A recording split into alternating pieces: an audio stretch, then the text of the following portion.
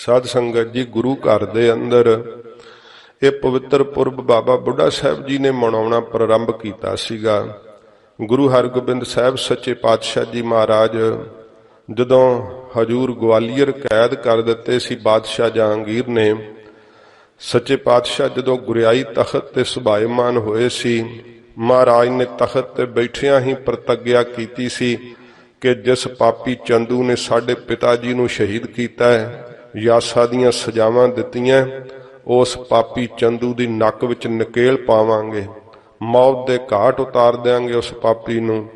सतगुरु जी दी 11 साल दी आजू सी जदों महाराज साहब ने वाक कहे सी। सतगुरु जी ने हुक्म कर दिता, साडे जिहड़ा भी दर्शन करन आवे सोहणे घोड़े शस्त्र लैके आवे। फौज तैयार होण लग पई। नत्था ते अब्दुल्ला ढाडी वारां गाउण लगे। इहो जिहा महाराज जी दा दरबार सजण लगा। राजियां महाराजियां दी शोभा फिक्की पाती सच्चे पातशाह ने।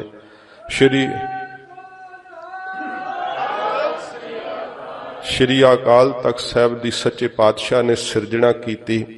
महाराज जी दे तख्त बनाउण दी ये फौजां रखण दीयां खबरां चंदू नूं सुणदियां मन विच भै भीत हुंदा, क्योंकि ये जानदा सी कि मैं सतगुरां दे पिता नूं बड़ी बेरहमी नाल शहीद कीता है। जे गुरु हरगोबिंद साहब जी ताकत पकड़ गए तो मेरी मौत निश्चित है। इस करके गुरुदेव दे खिलाफ जहांगीर दे बहुत कन भरदा। जहांगीर बादशाह नूं बहुत तरीकिਆਂ दे नाल उसने सिखाउणा पढ़ाउणा शुरू कीता कि गुरु साहब बगावत कर देणगे। बड़ियां फौजां रख रहे आ, तख्त बना लिया है, वो राज प्रबंध नूं नहीं मनदे, चोरियां कराउंदे आ, डाके मारदे आ, बहुत सारियां इहो जिहियां गल्लां। फिर कोई भी मंत्री मंडल विचों चंगी सलाह ना जहांगीर नूं देवे। इस पापी चंदू ने सारे वजीर खरीद ले। एक केवल वजीर खां सीगा जिहड़ा गुरुदेव दा श्रद्धालु सी, भावें मुसलमान सी, फिर भी सच्चे पातशाह जी दी सिੱਖੀ मन बाणी शरीर करके कमाउंदा सी, क्योंकि इस दे जलोदर दा रोग श्री सुखमनी साहब दी बाणी नाल राजी होया सी। इहनूं सिੱਖੀ गुरु अर्जन साहब जी महाराज तो प्राप्त होई सी। जहांगीर ने जदों बहक जाना अपने वजीरां दे आखे लग के इस दी सलाह पुछणी ते वजीर खां ने आखना, बादशाह ये गुरु नानक साहब दा घर है, जिन्ने भी इस घर वाल मैली निगाह नाल वेखिया ना उहदा सर्वनाश हो गया। ये हथ उठाउण वाला घर नहीं, हथ जोड़न वाला थां है। अपना इतिहास कढ़ के वेख लो, बाबर ने हथ जोड़ के गुरु नानक साहब तो राज भिखिया मंग के लिया सी सच्चे पातशाह जी तो। इउं जहांगीर ने फिर वजीर खां दे कहे टल जाना। आखिर इहदे मंत्रियां ने बहुत ज्यादा जदों दबाव पाया चंदू दे कहण ते, फिर कहा कि एक बार गुरु साहब नूं दिल्ली तां बुलाओ। फिर वजीर खां नूं ही सद्दिया जहांगीर ने, कहा बई तू ही जा ते गुरु साहब नूं साडे वल्लों बेनती करी। वजीर खां चल करके अमृतसर साहब आया। गुरु हरगोबिंद साहब जी महाराज जिथे अज चबूतरे ते साध संगत जी गुरुदेव दे कमर कस्से दे शस्त्र सुभायमान हुंदे आ ना, इस चबूतरे ते सतगुरु जी बीर आसन ला के बैठिया करदे सी। गरीब नवाज सच्चे पातशाह जी दा ऐसा सुंदर सजिया होया दरबार, श्री अकाल तख्त साहब दी इहो जी शोभा। जदों बेशुमार संगतां सतगुरां दी ताबिया बैठियां ने ते बहुत त्यार पर त्यार शस्त्रां नाल सिख सूरमे सतगुरां जी दी ताबिया खड़े है। वजीर खां ने आके मत्था टेकिया। गुरुदेव दे इस दरबार दी शोभा वेख करके वजीर खां मन विच सोच रहा है कि उस शाही किले दे अंदर बनिया होया ये जहांगीर दा तख्त बड़ी भावें जिसनूं शहनशाह आलम कहिंदे है, पर गुरु साहब नूं तख्त ते बैठिया वेखिया, गुरुदेव दा नूरानी चेहरा जदों वेखिया, वजीर खां मन विच सोच रहा सी कि शहनशाह आलम ये जिहड़ा है जहांगीर नहीं है, शहनशाह आलम तां गुरु हरगोबिंद साहब सच्चे पातशाह जी हन।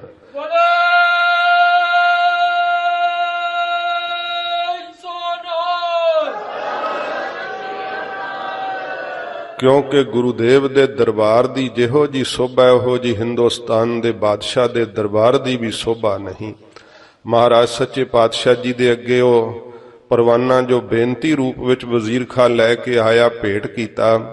गुरुदेव ने पूछया, वजीर खां की सुनेहा ले आए हैं?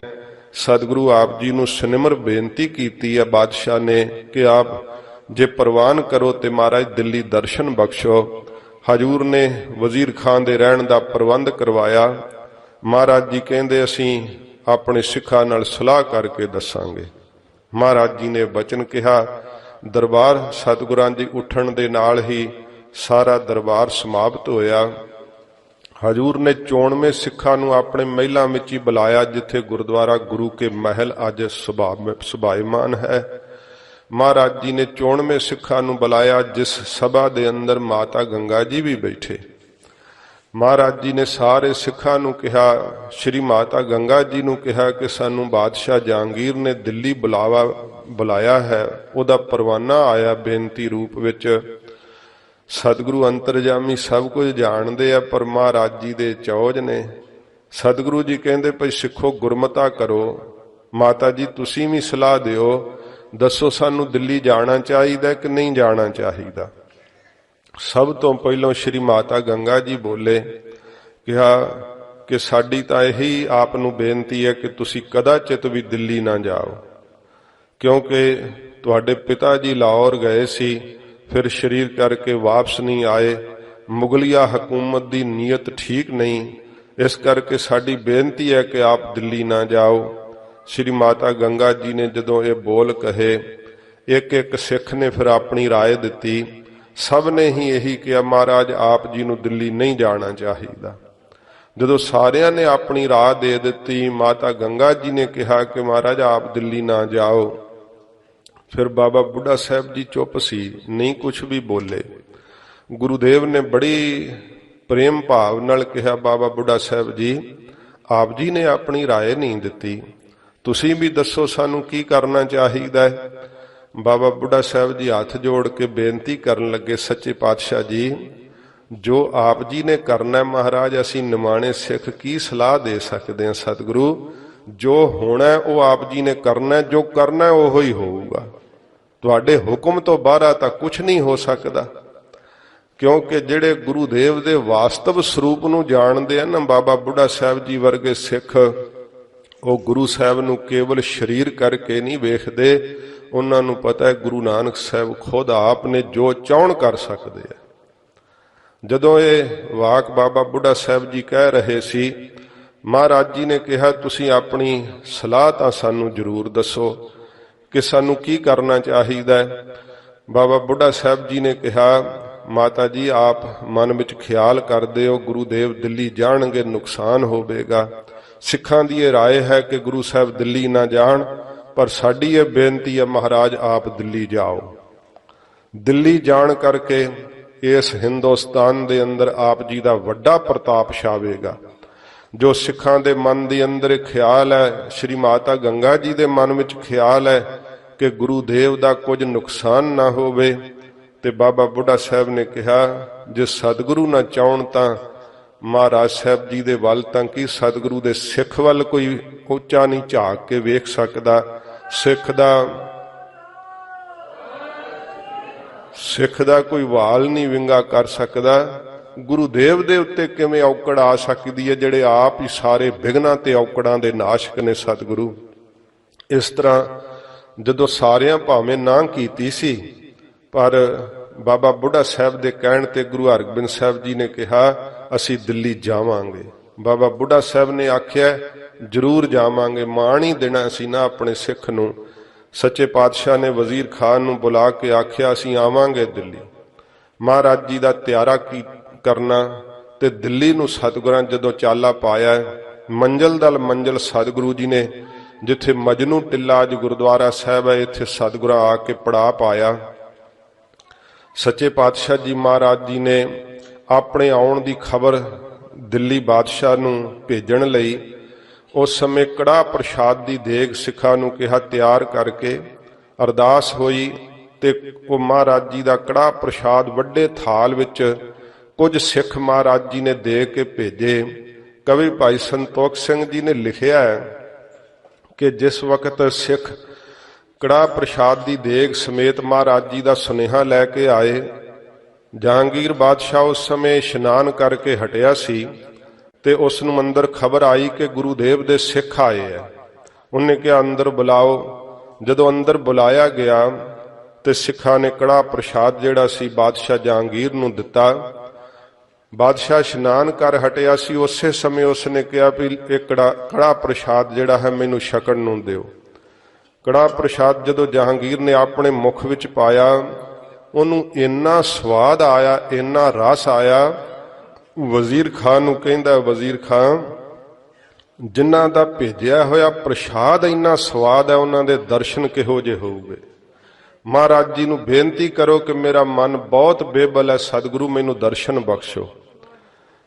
ये सतगुरु जी दे कड़ा प्रसाद दे विच इन्नी शक्ति है ना साध संगत जी, ये पुट्ठा मन भी सिद्धा कर दिंदा है जे शरदा नाल महाराज दा सीत प्रसाद छकिया जावे। कई वारी इतिहास विच जिक्र आउंदा जिहड़े कोई पहाड़ी राजे भी जां उन्हां दे भेजे होए एलची गुरु गोबिंद सिंह साहब जी तो प्रभावित हो जांदे सी। वो आपस विच पता की कहंदे हुंदे सी, वो कहंदे भी ये गल तां इहदी मत फिर गई है, गुरु का कड़ा खा आया, इस तरह कहंदे हुंदे सी। कड़ा प्रसाद महाराज जी का सीत प्रसाद हुंदा है। ये जदों आपां किरपान भेंट करदे आं, अकाल पुरख वाहिगुरू जी का जिहड़ा साध संगत जी चिन्ह है ना श्री साहिब, वो जदों इहदे विच स्पर्श हुंदी है, पंचामृत इकट्ठे हुंदे है, ये अमृत बन जांदा है। छकण वाले दे उत्ते इहो जिहा प्रभाव पैंदा, उहदे अंदर दैवी शक्तियां दा रमण होण लग जांदा। जहांगीर ते बड़ा प्रभाव पिया। उस फिर जदों बड़ी बेबलता नाल दर्शन चाहे, गुरु साहब जी नूं बेनती कीती। जहांगीर दे आए हुए वजीर खान ने, महाराज बादशाह दर्शनां नूं उड़ीकदा है। सतगुरां कहा तैयारी करो। तैयारी होई, गुरुदेव आप घोड़े ते सवार होए। सच्चे पातशाह दी असवारी जदों दिल्ली दे अंदर प्रवेश होई, नगारा वज रिहा सी। बेशुमार घोड़ियां ते सवार सिख सूरमे गुरुदेव दे पिछे पिछे निशान झूलदा अगे जा रहा सी। दिल्ली निवासी लोग बाहर निकल निकल के वेखण लग पए ते जदों सतगुरु जी नूं घोड़े ते चढ़िया होया वेखदे आ, वड्डा शरीर दा ढील डौल, गज चौड़ी छाती, सतगुरां दा नूर नाल दगदा होया मस्तक, एक दूसरे नूं पुछदे आ कौन ने, किस देश दे बादशाह हन।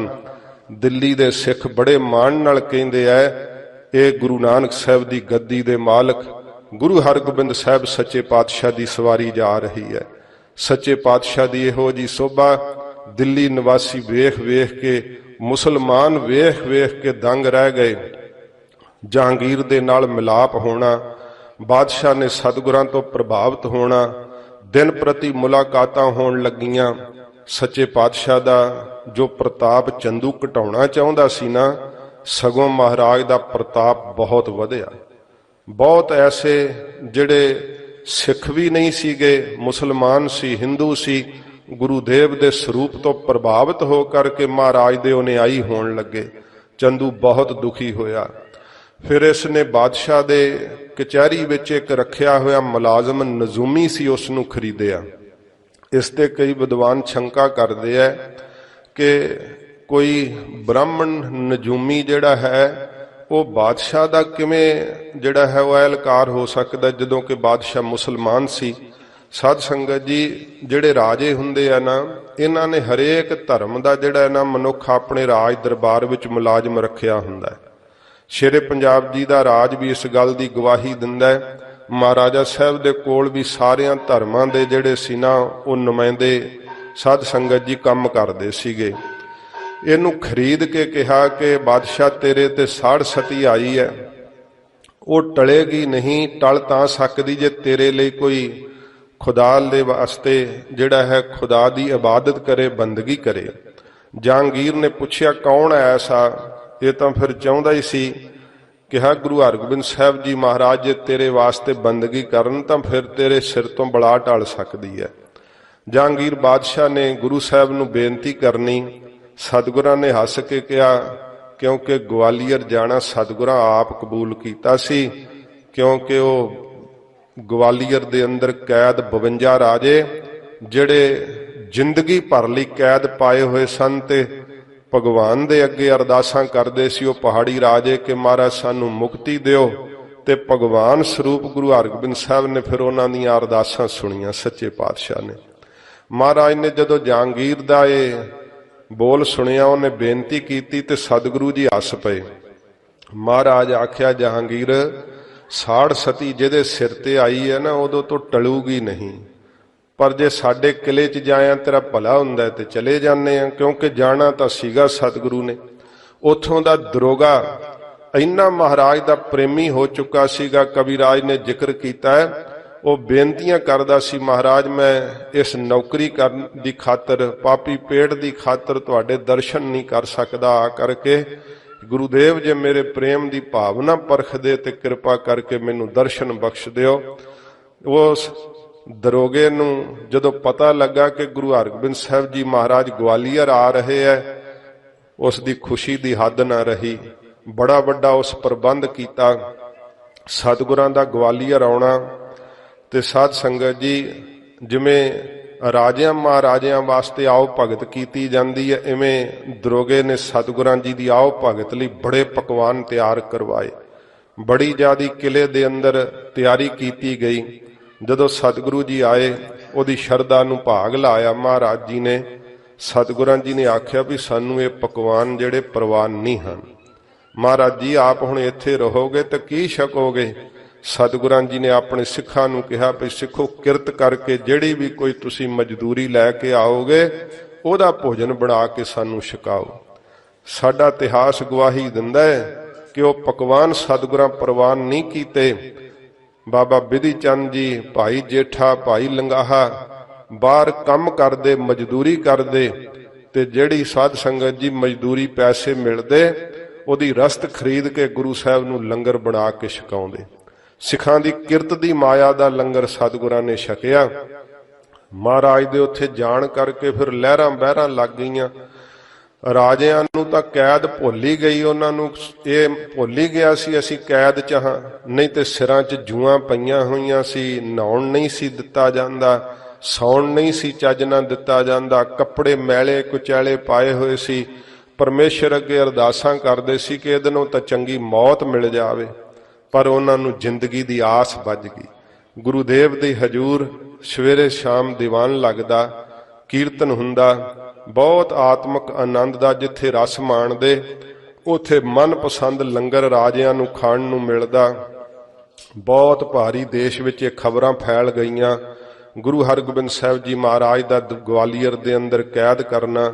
ਫਿਰ ਸਾਧ ਸੰਗਤ ਜੀ ਜੋ ਬਾਦਸ਼ਾਹ ਦੀ ਇੱਕ ਬੇਗਮ ਸੀਗੀ ਜਿਸ ਨੂੰ ਸਾਈਂ ਮੀਆਂ ਮੀਰ ਜੀ ਤੋਂ ਜਿਹੜਾ ਸੀ ਉਸ ਨੂੰ ਮੁਸਲਮਾਨ ਦੇ ਜੋ ਧਰਮ ਦੇ ਅੰਦਰ ਜੋ ਸਿੱਖਿਆ ਦੀਖਿਆ ਹੁੰਦੀ ਹੈ ਉਹ ਪ੍ਰਾਪਤ ਹੋਈ ਸੀ, ਇਸ ਕਰਕੇ ਸਾਈਂ ਮੀਆਂ ਮੀਰ ਜੀ ਦੀ ਬੜੀ ਉਹ ਉਪਾਸ਼ਕ ਸੀ।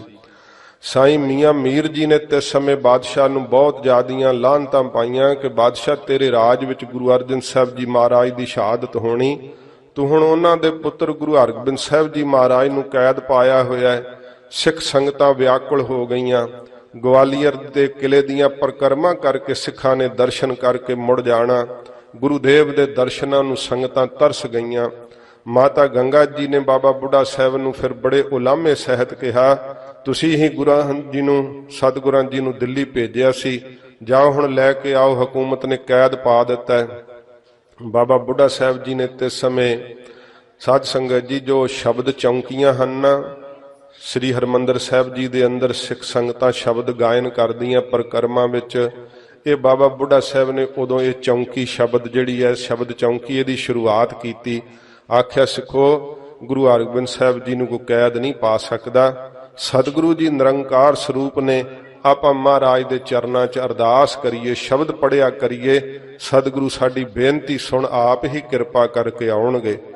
ਫਿਰ ਮਾਤਾ ਜੀ ਦੇ ਇਹ ਪੁਰਜੋਰ ਕਹਿਣ ਤੋਂ ਬਾਬਾ ਬੁੱਢਾ ਸਾਹਿਬ ਨੇ ਤਿਆਰਾ ਕੀਤਾ ਬਾਬਾ ਬੁੱਢਾ ਸਾਹਿਬ ਦਾ ਦਿੱਲੀ ਆਉਣਾ। ਤੇ ਸਾਧ ਸੰਗਤ ਜੀ ਭਾਈ ਸੰਤੋਖ ਸਿੰਘ ਸਾਹਿਬ ਜੀ ਨੇ ਲਿਖਿਆ ਹੈ ਕਿ ਭਾਈ ਜੇਠਾ ਤੇ ਭਾਈ ਲੰਗਾ ਫਿਰ ਰਾਤ ਨੂੰ ਨਾ ਸ਼ੇਰ ਬਣ ਕੇ ਜਹਾਂਗੀਰ ਦੀ ਛਾਤੀ ਤੇ ਚੜੇ। ਬੜਾ ਇਹਨੂੰ ਭੈ ਆਉਂਦਾ, ਸੁਪਨੇ ਵਾਂਗੂ ਜਿਵੇਂ ਪ੍ਰਤੀਤ ਹੁੰਦਾ, ਡਰ ਜਾਂਦਾ, ਅੱਖਾਂ ਖੁੱਲਦੀਆਂ, ਸਾਰਾ ਸਰੀਰ ਹੀ ਪਸੀਨੇ ਨਾਲ ਭਰਿਆ ਹੁੰਦਾ। ਆ ਕਰਕੇ ਅਮੀਰ ਵਜ਼ੀਰ ਪੁੱਛਦੇ, ਚੀਕਾਂ ਮਾਰਦਾ। ਫਿਰ ਬੜੇ ਬੜੇ ਇਸਨੇ ਸਿਆਣਿਆਂ ਨੂੰ, ਆਲਮ ਫਾਜ਼ਲ ਮੁਸਲਮਾਨਾਂ ਨੂੰ ਪੁੱਛ ਲਿਆ, ਕਿਸੇ ਦੀ ਕੁਛ ਸਮਝ ਨਾ ਪਵੇ। ਜਦੋਂ ਸੋਇਆ ਕਰੇ ਸ਼ੇਰ ਬਣ ਕੇ ਸਿੱਖ ਛਾਤੀ ਤੇ ਚੜ੍ਹਿਆ ਕਰਨ। ਬਹੁਤ ਜ਼ਿਆਦਾ ਜਦੋਂ ਡਰ ਗਿਆ, ਫਿਰ ਸਾਈਂ ਮੀਆਂ ਮੀਰ ਜੀ ਨੇ ਪ੍ਰੇਰਿਆ, ਬਾਦਸ਼ਾਹ ਗੁਰੂ ਸਾਹਿਬ ਨੂੰ ਗਵਾਲੀਅਰ ਦੇ ਕਿਲੇ ਤੋਂ ਲੈ ਆ। ਜਦੋਂ ਬਾਦਸ਼ਾਹ ਜਹਾਂਗੀਰ ਨੇ ਫਿਰ ਵਜ਼ੀਰ ਖਾਨ ਨੇ ਵੀ ਇਸ ਨੂੰ ਪ੍ਰੇਰਿਆ ਕਿ ਤੂੰ ਇਹ ਗਲਤ ਕਰ ਰਿਹਾ ਹੈ। ਬਾਦਸ਼ਾਹ ਨੇ ਕਿਹਾ ਕਿ ਗੁਰੂ ਸਾਹਿਬ ਨੂੰ ਗਵਾਲੀਅਰ ਤੋਂ ਲੈ ਕੇ ਆਓ। ਸਤਿਗੁਰੂ ਜੀ ਨੂੰ ਜਦੋਂ ਗਵਾਲੀਅਰ ਤੋਂ ਕਿਲੇ ਚੋਂ ਬਾਹਰ ਆਉਣ ਵਾਸਤੇ ਬਾਦਸ਼ਾਹ ਦਾ ਉਹ ਪਰਵਾਨਾ ਮਿਲਿਆ, ਮਹਾਰਾਜ ਜੀ ਜਦੋਂ ਤੁਰਨ ਲੱਗੇ ਤੇ ਸਾਰੇ 52 ਰਾਜੇ ਰੋ ਪਏ। ਕਹਿਣ ਲੱਗੇ, ਮਹਾਰਾਜ ਤੁਹਾਡੇ ਆਉਣ ਨਾਲ ਸਾਨੂੰ ਜ਼ਿੰਦਗੀ ਮਿਲੀ। ਮਹਾਰਾਜ ਜੇ ਹੁਣ ਤੁਸੀਂ ਚੱਲੇ ਹੋ, ਜਾਂ ਤਾਂ ਸਾਨੂੰ ਨਾਲ ਲੈ ਕੇ ਜਾਓ ਜਾਂ ਆਪਣੇ ਹੱਥੀਂ ਮਾਰ ਦਿਓ, ਤੁਹਾਡੇ ਤੋਂ ਬਿਨਾਂ ਨਹੀਂ ਅਸੀਂ ਜੀ ਸਕਣਾ। ਉਹਨਾਂ ਨਿਮਾਣਿਆਂ ਤੇ ਨਤਾਣਿਆਂ ਦੀ ਉਹ ਪੁਕਾਰ ਸੁਣ ਕੇ ਸਤਿਗੁਰਾਂ ਨੇ ਪਰਵਾਨਾ ਮੋੜ ਦਿੱਤਾ। ਮਹਾਰਾਜ ਕਹਿੰਦੇ, ਜਾਓ ਬਾਦਸ਼ਾਹ ਜਹਾਂਗੀਰ ਨੂੰ ਕਹਿ ਦਿਓ, ਹੁਣ ਅਸੀਂ ਇਕੱਲੇ ਬਾਹਰ ਨਹੀਂ ਆਵਾਂਗੇ, ਇਹ ਰਾਜੇ ਸਾਰੇ ਸਾਡੇ ਨਾਲ ਮੁਕਤ ਕਰਨੇ ਪੈਣਗੇ। ਜਹਾਂਗੀਰ ਬੜਾ ਤੰਗ ਹੋਇਆ, ਕਿਉਂਕਿ ਬੜੇ ਬੜੇ ਯੁੱਧ ਕਰਕੇ ਰਾਜੇ ਪਕੜੇ ਸੀਗੇ, ਉਮਰ ਕੈਦ ਪਾਈ ਹੋਈ ਸੀ, ਲਾਸ਼ ਹੀ ਬਾਹਰ ਆਉਂਦੀ ਸੀ, ਜਿੰਦਾ ਬਾਹਰ ਨਹੀਂ ਸੀ ਆ ਸਕਦਾ। ਜਹਾਂਗੀਰ ਨੇ ਤੇ ਸਮੇਂ ਵਜ਼ੀਰ ਖਾਨ ਨੇ ਕਿਹਾ, ਬਾਦਸ਼ਾਹ ਤੇਰੀ ਜ਼ਿੰਦਗੀ ਨਾਲੋਂ ਕਿਹੜੀ ਚੀਜ਼ ਚੰਗੀ ਹੈ? ਵੇਖ ਤੇਰਾ ਸਰੀਰ ਰਿਹਾ ਤੇ ਰਾਜ ਹੈ ਨਾ, ਤੇ ਜੇ ਸਰੀਰ ਹੀ ਨਹੀਂ ਤੇ ਤੈਨੂੰ ਰਾਜ ਭਾਗ ਦਾ ਕੀ ਸੁੱਖ ਹੈ। ਜਹਾਂਗੀਰ ਨੇ ਫਿਰ ਮਰਦੇ ਨੇ ਅੱਕ ਚੱਬਿਆ। ਕਹਿਣ ਲੱਗਾ, ਵਜ਼ੀਰਾਂ ਨਾਲ ਸਲਾਹ ਕੀਤੀ, ਕੀ ਕਰੀਏ? ਗੁਰੂ ਸਾਹਿਬ ਨੂੰ ਛੱਡਣ ਲਈ ਉਹਨਾਂ ਕਿਹਾ ਕਿ ਮਹਾਰਾਜ ਨੂੰ ਆਖੋ ਜਿਹੜੇ ਤੁਹਾਡਾ ਪੱਲਾ ਫੜ ਲੈਣ ਬਾਹਰ ਆ ਜਾਣ। 2-4 ਫੜ ਲੈਣਗੇ, ਸਾਰੇ 52 ਨਾ ਛੱਡਣੇ ਪੈਣਗੇ। ਪੂਰੇ ਗੁਰੂ ਜੀ ਨੂੰ ਅਧੂਰਾ ਨਹੀਂ ਛੱਡ ਸਕਦਾ। ਮਹਾਰਾਜ ਜੀ ਨੇ ਆਖਿਆ ਵੀ ਅੱਛਾ ਇਹ ਗੱਲ ਹੈ, ਜਾਓ। ਜਿਹੜਾ ਕਵੀ ਜੀ ਨੇ ਜ਼ਿਕਰ ਕੀਤਾ ਉਹ 50 ਕਲੀਆਂ ਵਾਲਾ ਚੋਲਾ ਸੀ। ਸਾਧ ਸੰਗਤ ਜੀ, ਮਹਾਰਾਜ ਜੀ ਨੇ ਜਦੋਂ ਆਪਦੇ ਗਲ ਪਾਇਆ ਤੇ ਹਜੂਰ ਨੇ ਫਿਰ ਇੱਕ ਇੱਕ ਕਲੀ ਜਿਹੜੀ ਸੀ ਉਹ ਸਾਰੇ ਰਾਜਿਆਂ ਨੇ ਪਕੜ ਲਈ। 50 ਰਾਜੇ ਜਿਹੜੇ ਸੀ ਉਹ ਕਲੀਆਂ ਪਕੜ ਖਲੋਤੇ।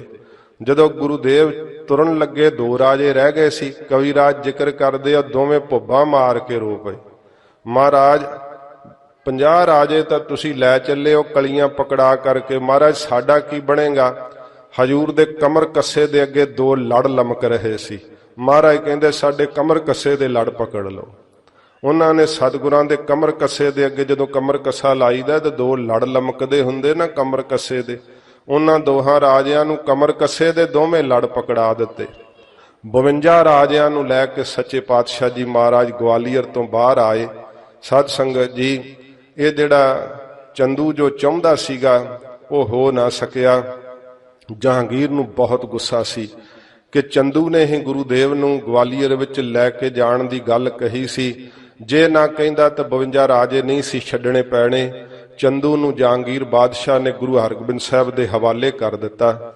ਸਤਿਗੁਰਾਂ ਨੇ ਤੇ ਸਮੇਂ ਭਾਈ ਪੁਰਾਣੇ ਨੂੰ ਕਿਹਾ ਕਿ ਇਸ ਚੰਦੂ ਨੂੰ ਪਕੜ ਲਓ। ਚੰਦੂ ਦੀਆਂ ਮੁਸ਼ਕਾਂ ਬੰਨੀਆਂ ਗਈਆਂ।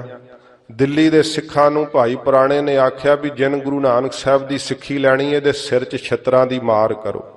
ਵਾਰ ਨਹੀਂ ਸੀ ਆਉਂਦੀ। ਸਾਧ ਸੰਗਤ ਜੀ, ਅੱਜ ਦੇ ਰਾਸ਼ਟਰਪਤੀ ਨਾਲੋਂ ਕਹਿੰਦੇ 10 ਗੁਣਾ ਵੱਧ ਤਾਕਤ ਰੱਖਦਾ ਸੀ ਚੰਦੂ। ਐਡਾ ਤਗੜਾ ਉਹ ਦੀਵਾਨ ਸੀ। ਪਰ ਅੱਜ ਉਹ ਦਿਨ ਆਇਆ ਜਦੋਂ ਫਿਰ ਸਿੱਖਾਂ ਨੇ ਸਿਰ ਵਿੱਚ ਜੁੱਤੀਆਂ ਦੀ ਮਾਰ ਕੀਤੀ ਤੇ ਮਹਾਰਾਜ ਚੰਦੂ ਨੂੰ ਕੁੱਤਿਆਂ 'ਚ ਬੰਨ੍ਹ ਕੇ, ਜਿਸ ਦਿਨ ਅੰਮ੍ਰਿਤਸਰ ਸਾਹਿਬ ਸਤਿਗੁਰੂ ਜੀ ਆਏ ਸੀ ਉਸ ਦਿਨ ਸਾਧ ਸੰਗਤ ਜੀ ਦੀਪਮਾਲਾ ਦਾ ਇਹ ਦਿਨ ਸੀਗਾ। ਗਰੀਬ ਨਿਵਾਸ ਸੱਚੇ ਪਾਤਸ਼ਾਹ ਦੇ ਆਉਣ ਦੀ ਖੁਸ਼ੀ ਵਿੱਚ ਬਾਬਾ ਬੁੱਢਾ ਸਾਹਿਬ ਜੀ ਨੇ ਤੇ ਸਿੱਖਾਂ ਨੇ ਸਾਰੇ ਥਾਵਾਂ ਤੇ ਦੀਪਮਾਲਾ ਕੀਤੀ।